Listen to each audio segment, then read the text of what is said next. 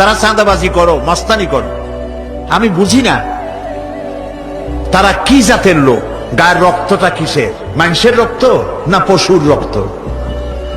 চাঁদাবাজি করতে যাও কি জন্যে?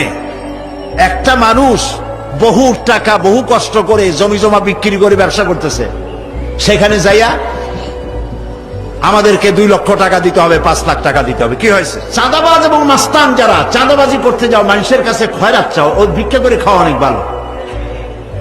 মসজিদের সামনে একখান থাল নিয়ে বসে থাকো, যে আল্লাহর রাস্তায় খয়রাত দাও।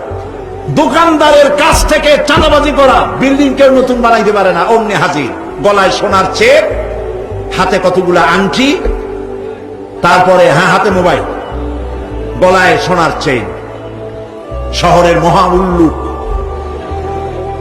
জানোয়ার বলতেছে এখানে ইট ফেলাইতে পারবে না, রড দিতে পারবে না আমাদেরকে সান্তানা দিয়া। এটা কি মানুষ? বলেন মানুষ? এরা মানুষের সন্তান? এরা জানোয়ার, পশু।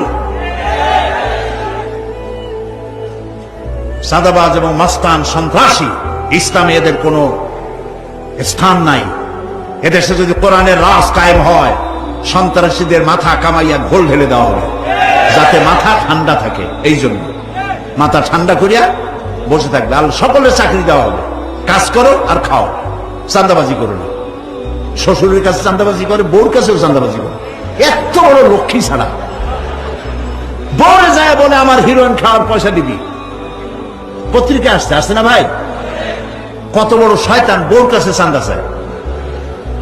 আল্লাহ এইসব চাঁদাবাজ, মাস্তান, অপহরণকারী আর সন্ত্রাসী জানোয়ারদের হাত থেকে আল্লাহ এই দেশকে রক্ষা করুন।